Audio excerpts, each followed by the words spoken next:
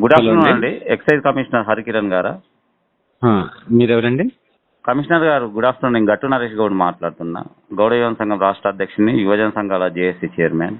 నమస్తే అండి, చెప్పండి. కమిషనర్ గారి సోమిరెడ్డి గారిని అంతగానం అన్పార్లమెంటరీ వర్డ్స్ ఎందుకు యూజ్ చేశారండి? లేదండి, తెలంగాణ వర్డ్స్ మీన్స్ ఇప్పుడు లేదు. మీ పైన ఒక ప్రిన్సిపల్ సెక్రటరీ ఉంటారు, పైన చీఫ్ సెక్రటరీ ఉంటారు. అదే అన్పార్లమెంటరీ వర్డ్స్ మీ పైన యూజ్ చేస్తే మీరు ఎంత హర్ట్ అవుతారండి? నేను అన్పార్లమెంటరీ ఏం వాడలేదండి. అంటే కావాలని ఇప్పుడు మీ మీద పుట్టించారా అతను మాకు దాదాపు నాకు పర్సనల్ గా నేను జిల్లా అధ్యక్షుడు, వరంగల్ జిల్లా అధ్యక్షుడు నుంచి స్టేట్ ప్రెసిడెంట్ అయ్యే వరకు ఒక 10 years నుంచి పరిచయం, యాజ్ ఈఎస్ దగ్గర నుంచి పరిచయం తను నాకు. ఆయన మంచి అతనే, నేను కూడా ఆయన ఏమీ అనట్లేదు. నేను ఆయన రాజీనామా చేసే పరిస్థితికి వెళ్ళిండంటే అంటే రాజీనామా అనేది నాకు తెలియదండి. నేను కూడా ఆయనకి హాస్పిటల్ వెళ్ళి కలిశాను, మాట్లాడడానికి ఇచ్చేసాను. ఆయనకి కూడా నేను సపోర్ట్ చేశాను. సౌమ్య ఇన్సిడెంట్ అప్పుడు కూడా ఆయన డివిజన్ లో లేకపోయినా నేను ఏం అనలేదు. సో మధ్యలో ఒక 2 తప్పులు జరిగి టాడీలో ఇష్యూస్ వచ్చినా కూడా ఏం అనలేదు. మేము కూడా సపోర్ట్ ఇస్తాం ఆఫీసర్స్ కి. ఇప్పుడు ఎందుకంటే మీరు యాజ్ ఏ ఐఏఎస్ ఆఫీసర్ మీరు రాజ్యాంగాన్ని రాజబాటలో నడపాలండి. చూడండి, ఒక ఆఫీస్ లో ఒక ఆర్గ్యుమెంట్ జరుగుతుందండి. అన్ని ఆఫీసుల్లోనే జరుగుతాయి. ఇప్పుడు అన్పార్లమెంటరీ వర్డ్స్ ఇప్పుడు మీ పైన కూడా 2 ఐఆర్ ఆఫీషియల్స్ ఉన్నారు, as a principal secretary and chief secretary. మీ పైన వాళ్ళు ఏమైనా వాడారు అనుకోండి, సో సార్ ఇది అట్లా కాదు సార్, ఇది సార్ అని ఎక్స్ప్లెయిన్ చేస్తాం.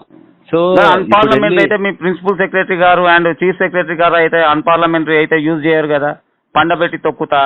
నేను పొరపాటును కూడా నీ అమ్మ అని ఈ వర్డ్స్ ఏమండి, మీరు ఆ రూమ్ లో ఇంకా చాలా మంది ఉన్నారు.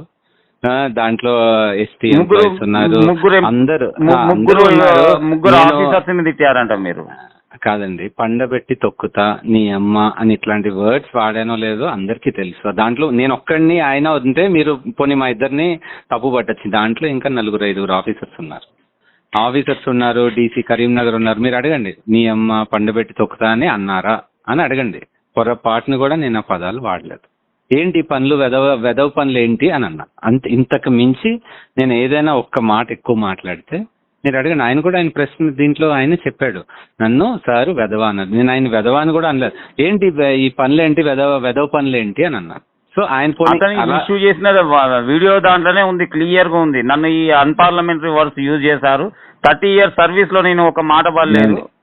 అన్పార్లమెంటరీ అంటే నేను ఏం వాడానో నేనే చెప్తున్నాను కదండి. ఆయనే చెప్పారు. ఆయన కూడా మీకు ఆయన ప్రెస్ నోట్ చదివితే నన్ను సారు వెధవ అన్నారు అని అన్నాడు. ఆయన కూడా చెప్పాడు. సో నేను కూడా ఆయన ఏమీ అనలేదు. సో ఇంతకంటే నేను ఎక్కువ ఏంటి ఇలాంటి పనులు చేసావు, ఏంటి వెధవ పనులు అన్న కంటే నేను ఎక్కువ ఏం మాట్లాడలేదండి. మీరు అడగండి. దాంట్లో పోనీ నా మాట నమ్మద్దు, వేరే వాళ్ళు ఉన్నారు. సో వాళ్ళనైనా అడగండి మీరు. ఓకే. ఇప్పుడు కరీంనగర్ డీసీ గారు ఉన్నారా మీ ఆఫీస్ లో? ఉన్నారండి, అడగండి. డీసీ గారు కాల్ చేస్తారు. కరీంనగర్ డీసీ రేవిడ్ రవికాంత్ అని ఉన్నారు. ఆ రూమ్ కాదు ఆ రూమ్ లోనే ఉన్నారు. మీరు అడగండి ఆయన్ని, సార్ నీ అమ్మ పండబెట్టి తొక్కుతా ఇవన్నీ మీరు మాట్లాడేవి అన్నారా అని మీరు అడగండి. పోనీ నన్ను మన నమ్మద్దాలని అడగండి.